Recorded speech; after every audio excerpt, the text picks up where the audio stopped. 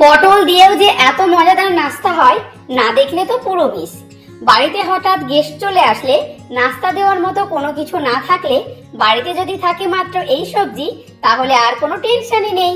চলুন তবে পটল দিয়ে খুবই মজাদার এবং ইউনিক একটা রেসিপি আপনাদের সঙ্গে শেয়ার করছি। আর এই রেসিপিটি করার জন্য এখানে একই সাইজের আমি পটল নিয়ে নিয়েছি।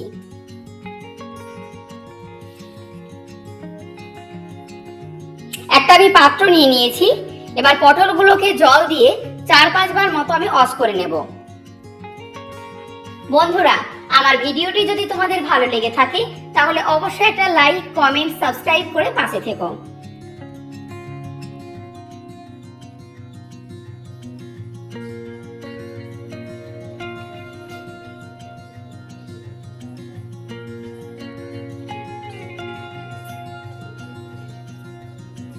এবার একটা পিলারের সাহায্যে পটলগুলো আমি ছাড়িয়ে নেব।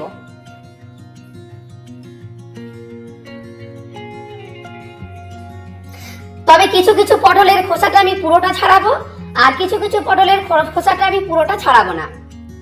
মাঝে মাঝে কিছুটা গ্রিন অংশ রেখে দেব, তাহলে দেখতে খুবই ভালো লাগবে।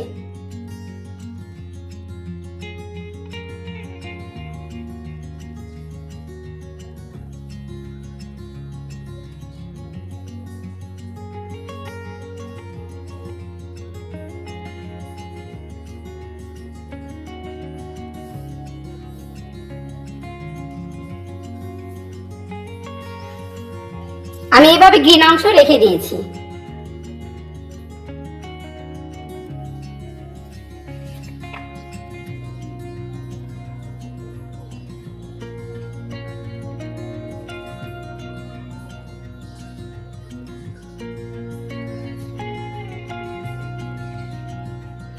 এবার পটলগুলোকে মাঝ বরাবর আমি কেটে নেব।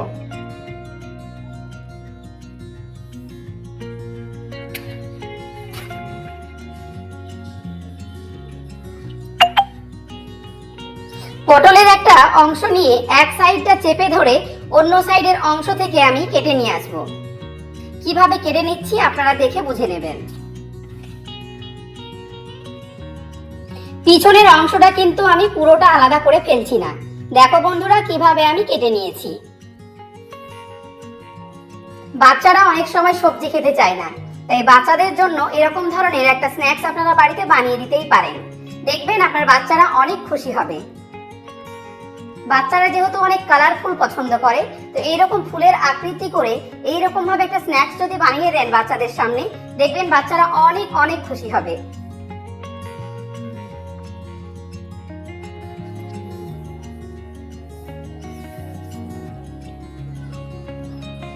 দেখো বন্ধুরা একদম ফুলের মতো লাগছে দেখতে।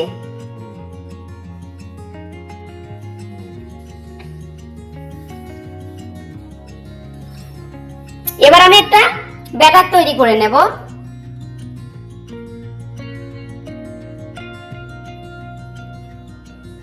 আমার একটু স্কিপ হয়ে গেছে, তার জন্য সরি।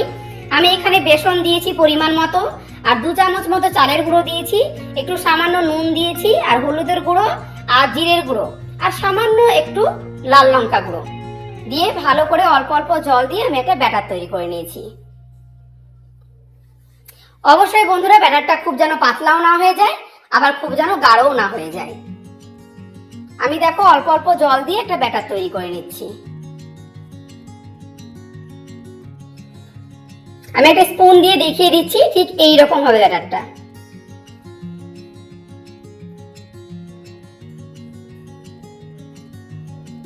এবার আমি একটা প্যান বসিয়ে দিয়ে সাদা তেল দিয়ে দিলাম।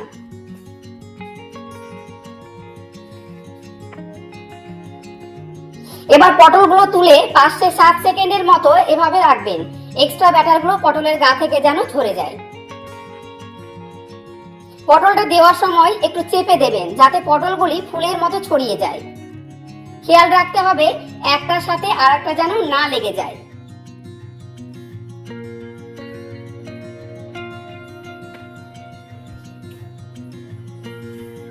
আমি এভাবে লাল লাল করে ভেজে নেব।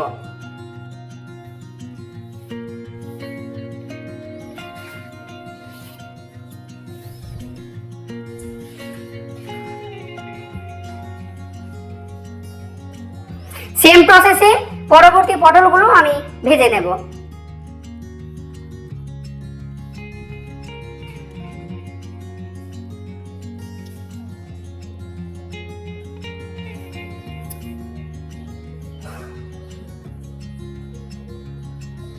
আমাদের পটলের এই স্ন্যাক্সটা পারফেক্টলি রেডি। আশা করি সম্পূর্ণ রেসিপিটি আপনাদের ভালো লেগেছে। ভালো লাগলে প্রতিবারের মতো আমাকে কিন্তু কমেন্টে জানাতে ভুলবেন না। বাই দ্য ওয়ে, আপনারা দেখছিলেন আজকের কিচেন। আপনাদের কমেন্টের অপেক্ষায় থাকবো। দেখা হচ্ছে আপনাদের সঙ্গে নতুন একটা রেসিপি নিয়ে নেক্সট এপিসোডে। ভালো থাকবেন, সুস্থ থাকবেন।